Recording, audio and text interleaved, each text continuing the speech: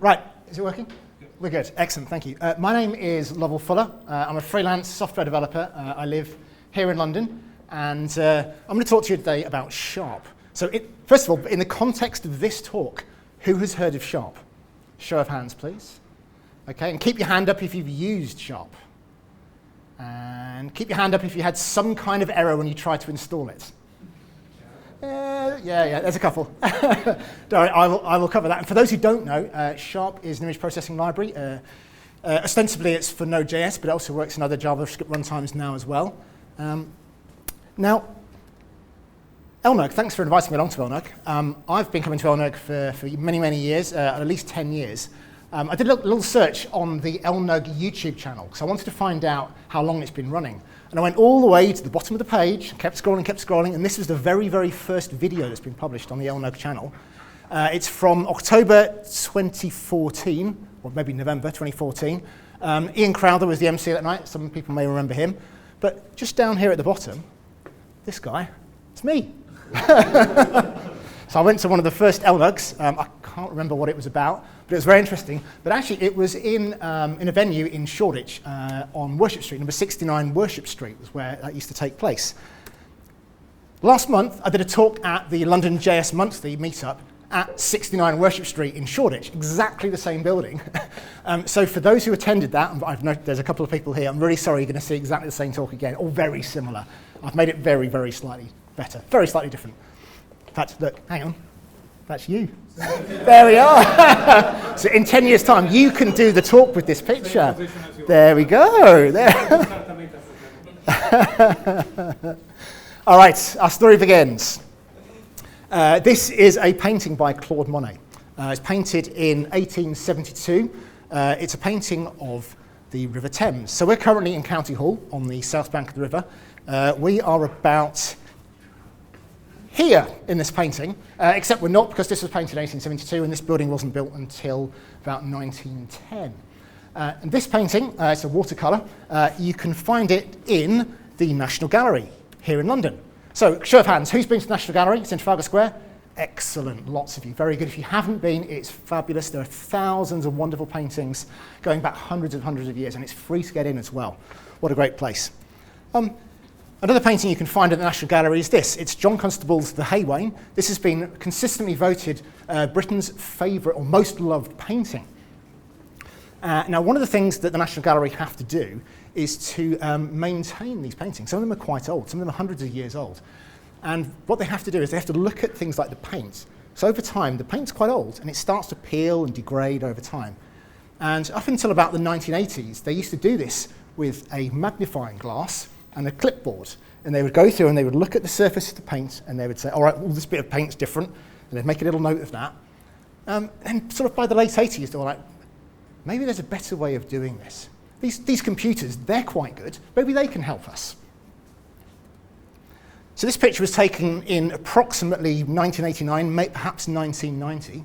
And I'm not sure if you can see, I'll point out some things here for you. This is a painting. Here, it's mounted on a frame at the back. And in front, you've got a two-dimensional scanner scanning the painting. And just mounted down here is a camera. Now this is a special camera. It has it's a multi-spectrum camera, so you can have red, green, blue, you have infrared, and you have 3 types of ultraviolet. And the camera makes a pass over the surface of the picture, taking lots of little pictures as it goes, and to generate a picture of the whole image. Now, 1989, this camera could generate a picture that was 10,000 by 10,000 pixels. Huge, right? I mean, most of your phones can take a picture that's 10,000 by 10,000 pixels, but in 1989, that was absurd. And so the hardware had to be built especially for this, but also the software had to be built especially for this as well. So I don't know if you can see down here, there's a SunSpark workstation. This had 2 CPUs. Huge, 1989, absolutely massive. 2 CPUs, who'd have thought, right? And so they had to not only develop the hardware to be able to scan these paintings, but also develop the software to scan them as well, because these images were so big. And the piece of software that had to be developed for this was called the Vasari Image Processing System. Vasari is named after Giorgio Vasari. He was an Italian art historian from the 16th century. The first art historian, because by the 16th century there was art to be a historian for. But Vasari, in this context, stood for something else. It stood for the Visual Art System for Archiving and Retrieval of Images Image Processing System, snappy. Luckily, the people involved in this decided that's probably not a good name for it, and so they shortened it to simply VIPS. Or, as we now know it, libvips. So some of you will have heard this. libvips is the C library that powers Sharp. It's been around for about 35 years. That's a long time, all right? Yeah? This is older than JavaScript. It's older than Python. It's older than the web. It's actually slightly older than Linux as well. It's been around a very, very long time. And why is it so fast? What's so good about libvips? Why has it lasted so long in this 35-year period? Well, it treats image processing slightly differently to the way that other image processing libraries work. It uses something called horizontal threading. So, for example, let's imagine you've got an image. ImageMagick is a good example. Everyone's heard of ImageMagick, or most of you probably have. Say you've got 4 threads running. When ImageMagick runs, it has 4 threads, and it goes, right, I'm going to use my 4 threads to decode the image, and then, I need to apply an operation, I need to resize. So I'm going to use all 4 of my threads to resize the image, and go, all right, I need to sharpen, so I need to use all 4 of my threads to sharpen the image, or then I need to actually re-encode it in the format again, so I'll use all 4 of my threads to re-encode it. So that's vertical threading. libvips is different. libvips uses horizontal threading. 1 thread over here, this is the output. 1 thread over here, this is the input. And in this example, I've got 2 threads in the middle. And each thread is given a small region of the image to process. By region, I mean like 128 pixels square, so very, very small, or perhaps a strip. So it's given a small piece, and it goes, right, I'm going to do the resize operation, and I'm going to do the sharpen operation on that small region. Why is that good? Because you have a CPU has a cache. And if you have the data in the cache of the CPU, you don't have to go back to main memory to go and get all the image data every time. You have that very small region stored in the CPU cache. It's very, very fast. It doesn't have to go back to main memory to find stuff. In addition, we've got a thread over there doing encoding, a thread over here doing decoding. You can start to overlap. It's a pull-based system. The output starts to pull data through from this side over here. And you can start to encode the output before the input has finished decoding. So very, very fast. Overlapped input and output, very, very fast, because you've got very, very good use of CPU caches. Now, in 1989, you had 2 CPUs. You had 2 CPU caches. Caches were very small. These days, the caches are massive. We can probably afford to have slightly larger regions, but it still stands up to modern CPUs, this architecture from 35 years ago. It's quite amazing. So word got out that apparently this team at the National Gallery in London had sort of solved the problem of how to sort of scan these big paintings. And one of the people who worked with them, Reuven, went to go and work in Paris. This is a very famous painting, the Mona Lisa in Le Louvre. And guess what? It's made of old paint, and it starts to fall apart. So the Louvre in the 90s, started using libvips to assess the damage to the paintwork in their very famous paintings, including the Mona Lisa. Here's another example. This is Rembrandt's Night Watch. This is in the Rijksmuseum in Amsterdam. They too have the same problem. Paint's damaged on this painting, everything I've talked about here. But the Rijksmuseum went a step further. So some of the bits of paint had fallen off, and so they scanned the whole image, and the whole painting, and in the act of doing so, they made the highest resolution image that mankind has ever created. It was 700 gigapixels. This was about 3 years ago. Not only only did they create the biggest picture ever, they also then started to feed some of this into a machine learning model. They took this Rembrandt painting, they took other Rembrandt paintings and paintings from a similar era and predicted what the missing paint would look like. So you can do this. You can go to the Rijksmuseum website and you can look at all of this for free. They've got a deep zoom image of the original and the predicted what it should have looked like image. And all of this was possible thanks to libvips. There was no other way of doing it. That's the only software that can handle such a large image. So was that 700 gigapixels? The Swiss have entered the chat. This is a mural painted in, I think it was about 100 years ago, depicting a famous battle in Switzerland. Switzerland, famously neutral, don't get into many battles, so there aren't very famous Swiss battles. This one was from the 16th century. The French invaded Switzerland and were beaten back very quickly by the Swiss, and that was the end of the war. And the Swiss were like, well, that's brilliant, we beat the French. Let's paint a mural. And so they did this mural, and you can't quite tell from this picture, but these rollers are 10 meters long, each of those. So this mural is 10 meters high. The length of the mural is 100 meters. So this painting is 100 meters wide by 10 meters tall. You can see where this is going, right? This is a scanning rig to scan the 10-meter painting. And guess what? They need some software to stitch all this together. What have they chosen? It's LibVips. So this is still scanning at the moment. It's such a huge image. It should finish sometime this year. This, when it's finished, is going to be 1.6 terapixels large. It's going to be the largest picture that mankind has ever created. Who knows what's going to happen next? It's insane. So lots of people using LibVips for crazy size images. But what's this got to do with Node.js? So back in 2011, I started working for Net-a-Porter. So show of hands, who's heard of Net-a-Porter? Excellent. And keep your hand up if you've bought something from Net-a-Porter. Okay, good. And keep your hand up if you didn't return it. Excellent. Well done. So those who don't know, Net-a-Porter is basically luxury fashion retail. The office is here in Shepherd's Bush. This is above the Westfield Shopping Centre in Shepherd's Bush. Very pure office. Black and white. Colour is not allowed. I don't work here anymore. This picture was taken around about the time that I was working there, though. It's above the posh bit of Westfield. You know where all the posh shops are in Westfield? It's there. It was going to be a swimming pool, but then Net-a-Porter moved in and turned it into an office. So really tight control of everything, Net-a-Porter. I don't know if you see, there's some angle poised lamps here. In the evening when it got dark, someone would come down and make sure all the lamps were on and they were at exactly the correct angle. They all had to be at exactly the right angle. Amazing attention, level of attention to detail. And because of this attention to detail, they had their own photography studio. They still do. So this is above Westfield Shopping Centre. There's still this photo studio today. So all the product photography on the Net-a-Porter site is all shot in-house. These images that are produced by the photo studio are really high-resolution TIFFs. Again, you might be able to see where this is going. And at the end of the process for the studio at the time was a bunch of shell scripts, which, guess what, ran ImageMagick to generate some images of a few fixed dimensions. Now, fast forward to around 2013, responsive web design was a big thing, right? Everyone remember responsive web design? Yeah, okay, still going, I think. Here's an example of the Net-a-Porter website. On the left, we've got how it might look on a mobile screen. On the right, how it might look on a wider desktop or tablet screen. So remember that we had that shell script that's called ImageMagick and generated a few images that were like maybe that and that and that. Suddenly, we had this proliferation of devices. We had iPhones and tablets, and we needed to show images in suddenly lots of different dimensions. But yet we were constrained by this old script that we had.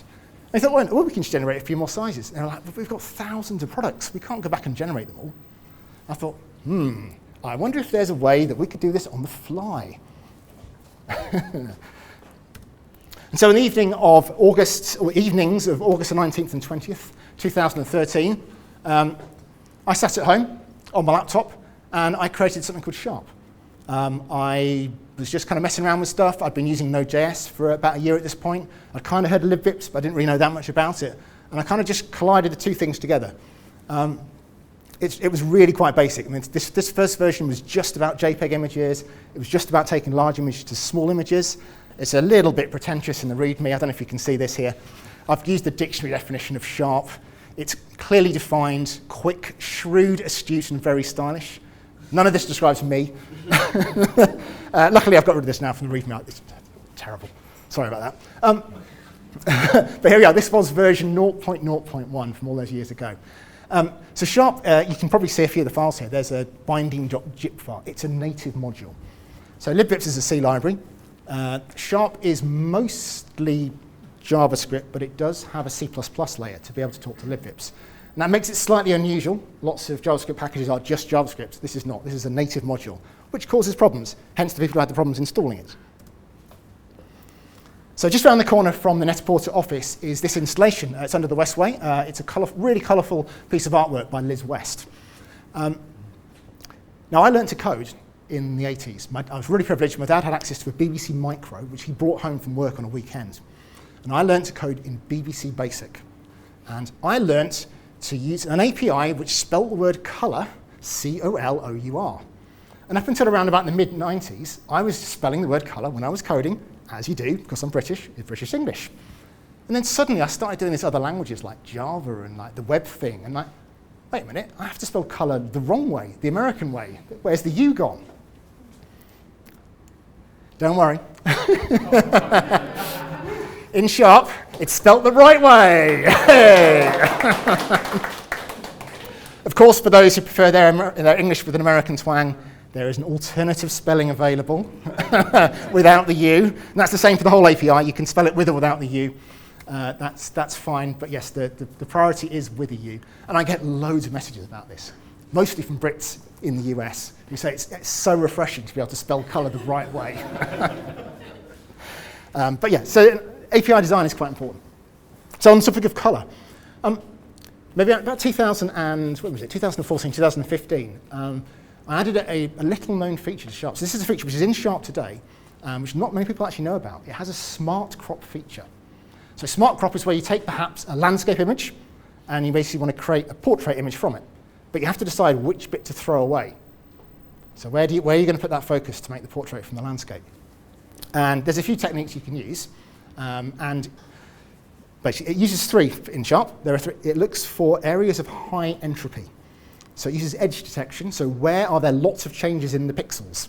So where does the color change? Where do you have the contrast between dark and light? It uses saturation. So it takes the whole image, converts it to a different color model, hue saturation value model, and looks for areas of high saturation. That's probably the bit that you want to focus on when you're cropping stuff. And thirdly, it looks for skin tones. Now, it's very, very easy to get this wrong. Very easy. So I discovered that there's a Brazilian photographer called Angelica Das, and she travels the world taking people's portraits. She travels all the countries, all backgrounds. This is an example of an exhibition of hers in Gare du Nord station in Paris, and you can see that from this here, you notice that there's the Pantone is mentioned here. So she takes the dominant skin tone from each of the portraits and uses that as the background and includes the Pantone color that's associated with it. And so what I did was took loads of examples of her artwork and took all of those different Pantone colors and I extracted the chromacity value. So not the luminance, not the brightness, just the color, just the chromacity. And that range is used in Sharp for the smart crop to make sure that it accurately reflects a wide variety of skin chromacity. So I created Sharp in 2013, and it was just for me to play around with, and Net-a-Porter weren't even using it at that point anyway. And then this guy, Asaf Arkin, picked it up. And this was in May 2014, so about sort of 6 months or so later. As Asaf is kind of quite active in the startup world, he lives in Oakland in California. I mean, look at the numbers. 2014, there were 7 retweets, 22 likes. This was huge for me. Huge. And this is the start. Before this point, Sharp was nothing. After this point, this was the inflection. This is where things started to change. People started to use it. And it started to creep into like the trending repos. Everyone, remember this? Remember like the trending repos on GitHub? This was a big thing a few years ago. Got to number 6 in the charts. Ooh. Because it got to number 6 in the charts, it meant it went out in the weekly email. GitHub used to send out an email every week with trending repos. And you had this sort of surging effect when the emails went out. Suddenly more people were starring it. It did actually get to number 1 in the end, and it kind of stayed there and went up and down and up and down. But this was a sign, okay, people are starring it, people are finding it. Maybe they'll start to use it. And of course, one of the first issues that was opened was someone saying, yes, Sharp's great and all, but it's really difficult to install. I was like, here we go. This is the story of the next 10 years. People opening issues saying, yeah, I can't really get it to work because it's like this, you need this libvips library and it's C and I can't get terrible. Where are we now? Yeah, so this, actually we did get there in the end, and I'll come on to how we got there in the end, but it's May 2014, so just over 10 years ago. Amazing. Anyway, let's stop talking about that for a minute, and let's return to the National Gallery. So National Gallery, many of you have been there, very, very good.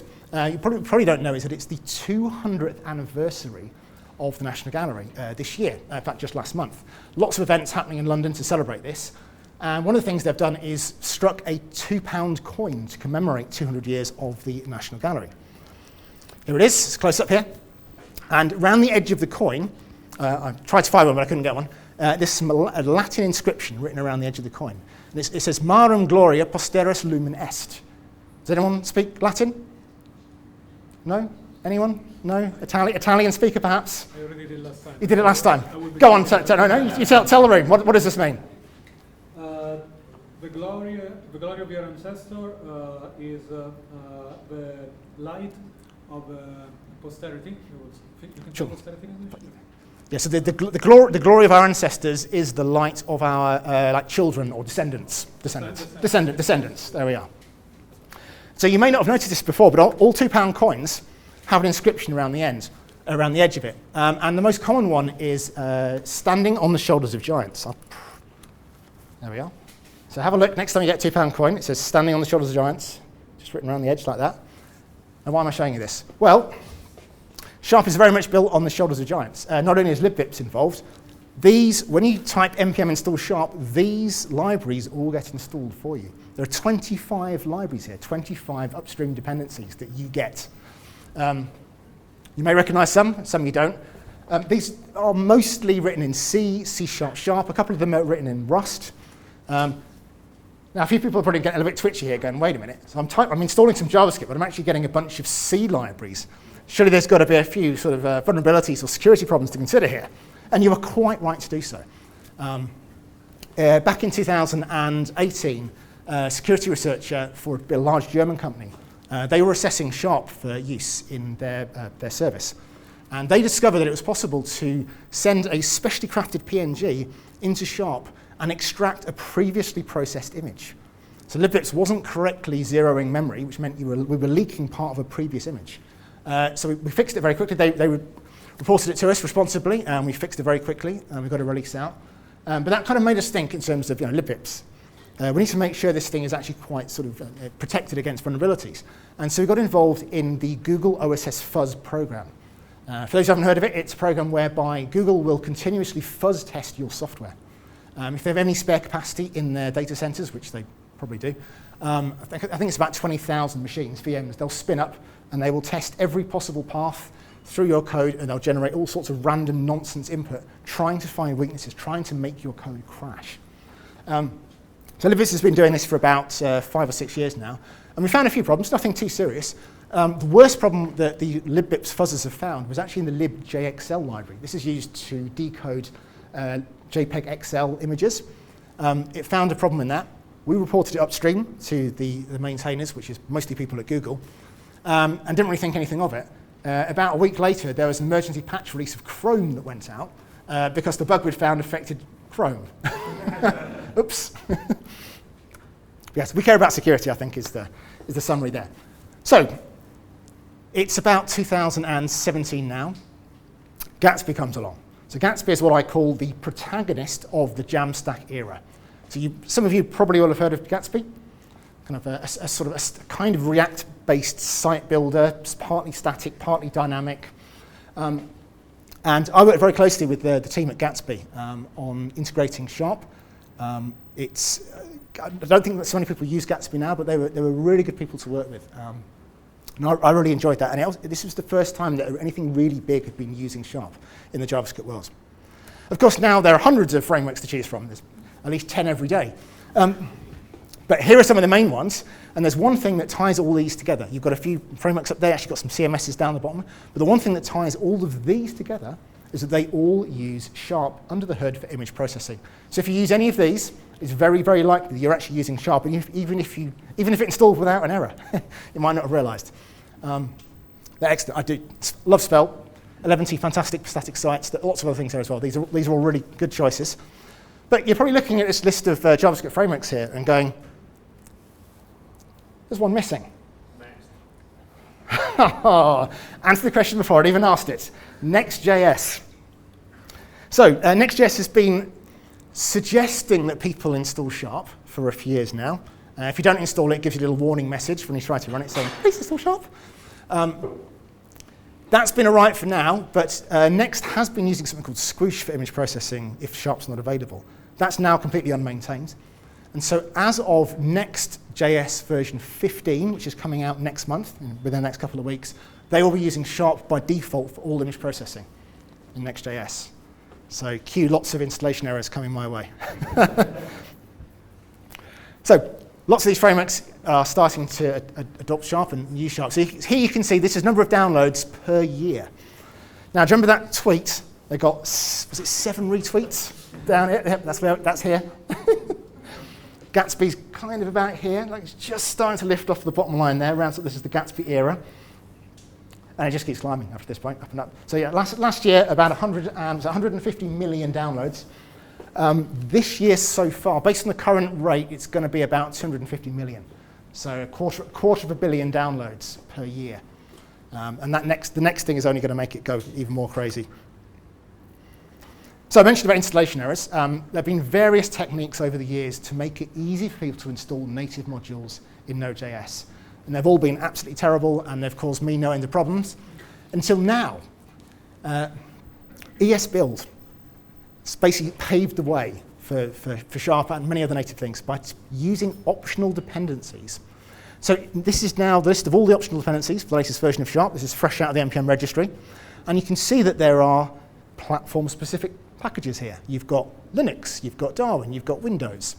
And you've also got the CPUs as well, ARM64, x64 in here. NPM very kindly donated the image organization for us to use. Actually, the next slide is probably going to make things a little bit clearer. So here's an example of one of those packages we just saw. So the Darwin ARM64 package has these defined in its package JSON. So it has the CPU and the OS. So most package managers now will actually use this metadata in the package JSON to only install the packages that are relevant for the platform you're using. Or alternatively, you can configure your package manager to install multiple. So you can say, I might want to be using, I don't know, an Apple M1, but I also want it to work on Linux, like a Lambda, say. So you can have installed two packages or two different platforms at once. And this is a step change in terms of anything that's ever been before in terms of native modules. This is kind of like the pie wheels equivalent in Node.js now, which is really, really good. So because we're able to provide all these different packages for these different platforms, suddenly this sort of thing's possible. So this is a £10 Raspberry Pi Zero. It's got an ARM32 chip, V6 chip in it. And guess what? You can just install Node and you can just install Sharp and it just works. It's amazing. £10. Amazing. We're truly living in the future. From £10 to £100,000, this is a mainframe. It's an IBM Z series. When I say £100,000, that's the entry-level price for one of these. I mean, these things are virtually indestructible. They'll survive earthquakes, solar storms. These things are absolutely nuts, but very, very expensive. And now, guess what? You can just install NPM Sharp onto your IBM Z series mainframe, and it just works.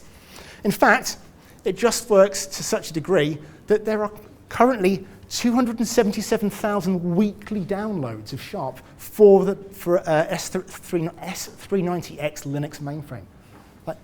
You're probably thinking, there can't possibly be 250,000 people using mainframes. What? And you're absolutely right. I mean, both the mainframe users are not generating this level of traffic. The problem here is that Yarn version 1 doesn't filter properly on those platform identifiers. So if you're still using Yarn v1, anytime you install anything with optional dependencies, this applies to Sharp, applies to ESBuild, lots of other native packages, you are downloading all the platforms every time. Gigs and gigs of data. So if you learn nothing else from this talk tonight, take away one thing: please stop using Yarn v1. It hasn't been maintained for 4 years, right? If you're still using it, you are a liability to your organization. Just stop. When I do this talk again in a year's time, I want that to be back down, yeah? This is your job, take it away. All right, so not only does it work on Node.js, but thanks to this magical installation thing, it now just works on Dino, and it just works on Bun. These two packages, these two sort of JavaScript runtimes, both implement what's called the Node API.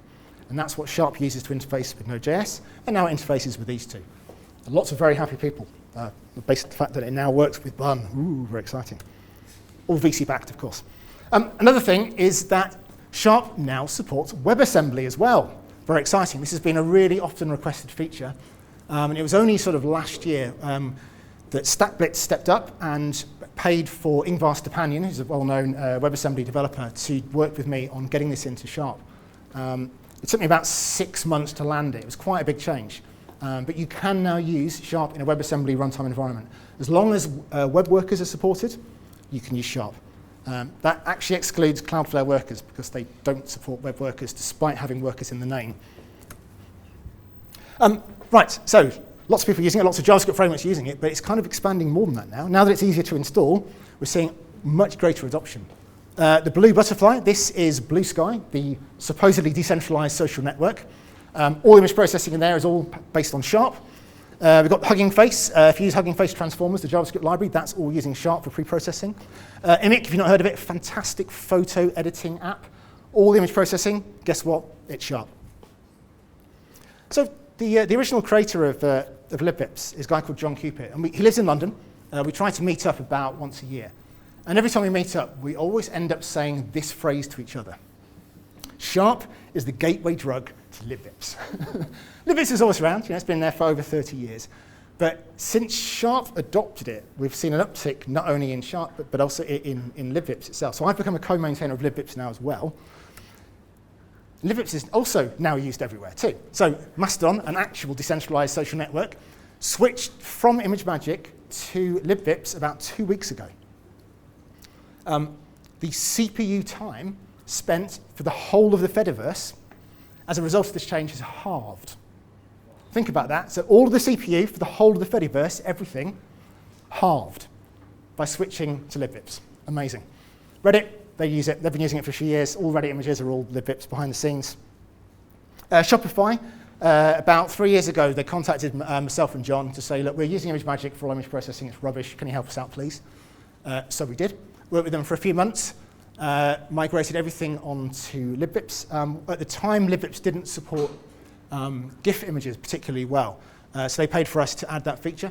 So that now, in Sharp, if you want to resize and animate a GIF, that's all you have to do. Very exciting. I mean, GIFs from the 80s, right? Still going, apparently. Talking of formats, really common question I get is about support for hike images. If you've got an Apple iPhone, you're probably taking hike images. This is the HEIC. So what's a hike image? A hike image is the hive, which is the container, with HEVC as the codec. This is how you encode it. And together they make hike. That's all well and good, except for the fact that this is heavily patented. HEVC patents are an absolute minefield.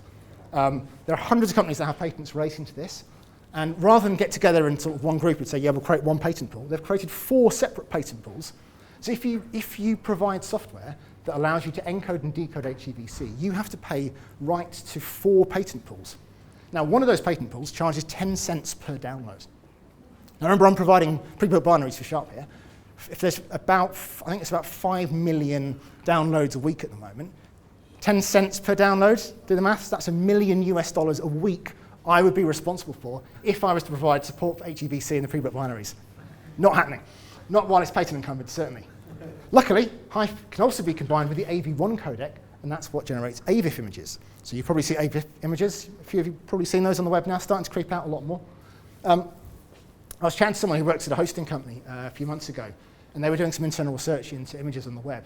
And they provided some private, I'm not going to be able to share this, but they provided some private information, and they estimated that approximately 50% of AVIF images on the web are generated via Sharp. I don't know how they know that. I haven't seen the workings, but I'm not sure I actually believe it. But it's a good story all the same.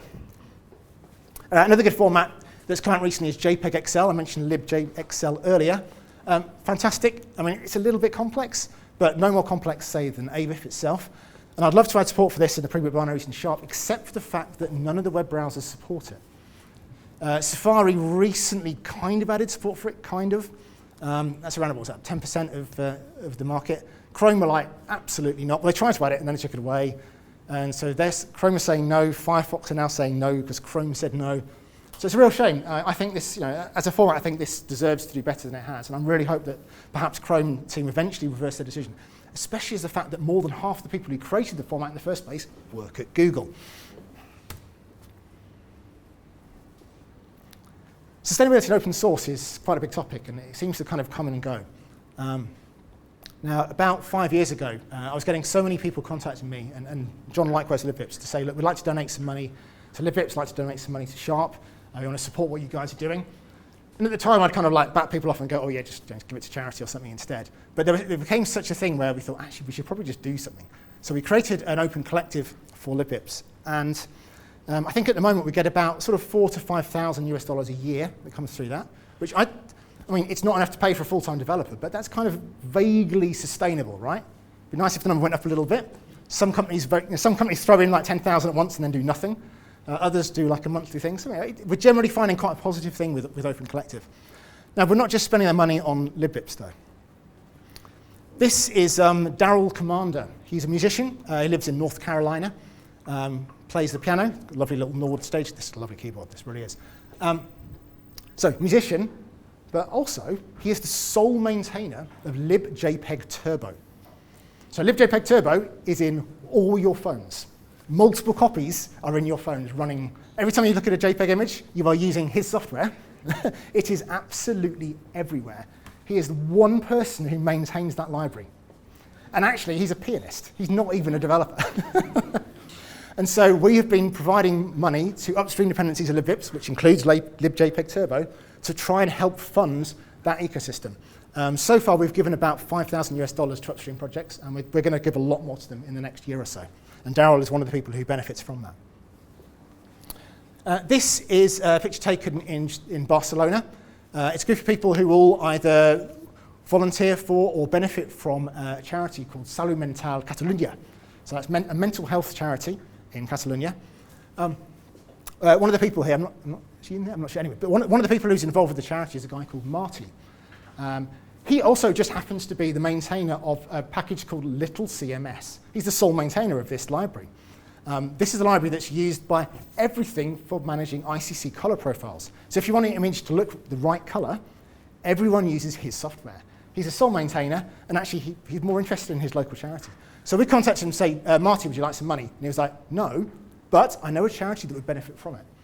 And so we donated about €1,000 to this charity. And actually, we've donated a lot more money to other charities as well now. Again, it's about $5,000 we've given to charities from the Open Collective funds. This is Kleis, lives in the Netherlands, and this is Daniel, lives in Germany. These two are students, or at least were students, and both of them have been paid by the libvips Open Collective to work on libvips and related libraries. Kleis is amazingly still at university after what seems like about 5 years. We gave him some money to work on getting libvips to compile to WebAssembly. This is the precursor to having Sharp work with WebAssembly. And Daniel, we paid him to improve some GIF support. This is again working with Shopify.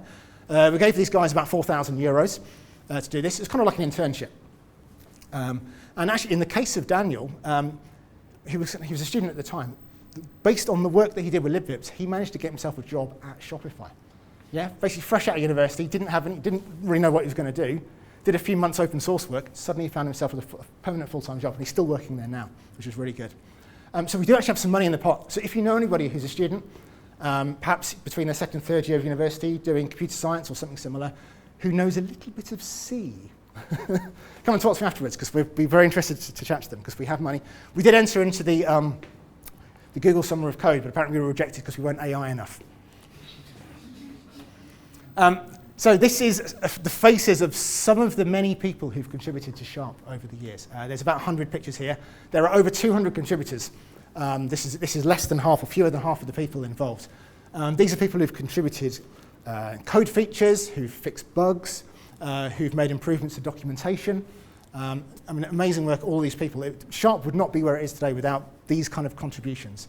Every issue that's opened is a contribution, because you're helping to say, well, if lots of people open a similar issue about a similar problem, the chances are the API is wrong or the documentation is wrong. All these things really, really help. So I don't know if anyone's in these, but if you see yourself, thank you. If you see someone you recognise, next time you see them, say thank you, please. And more importantly, thank you for listening.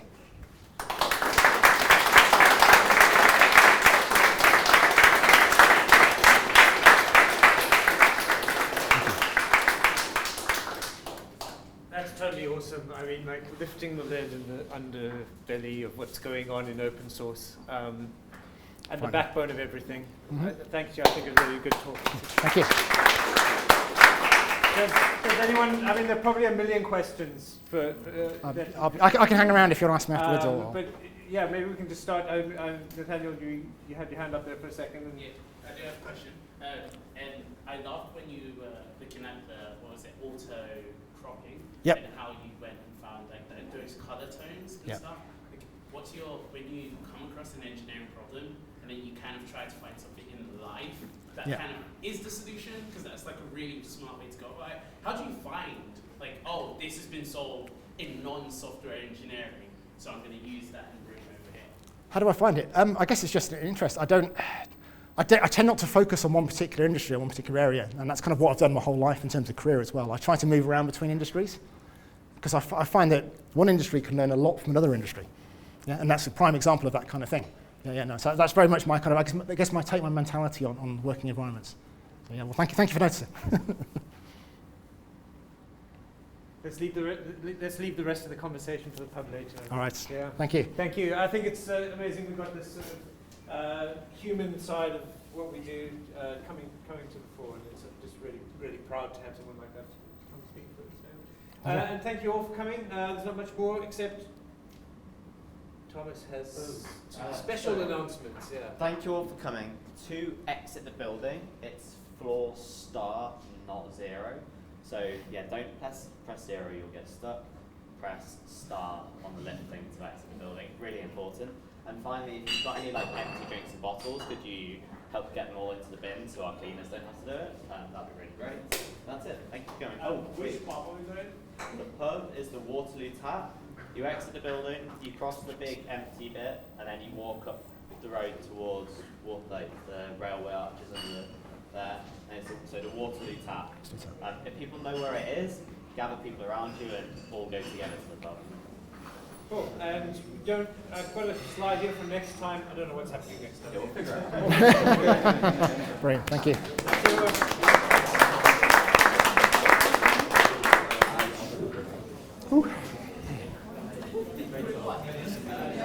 Oh, no, absolute pleasure. No, thanks for organising. Let me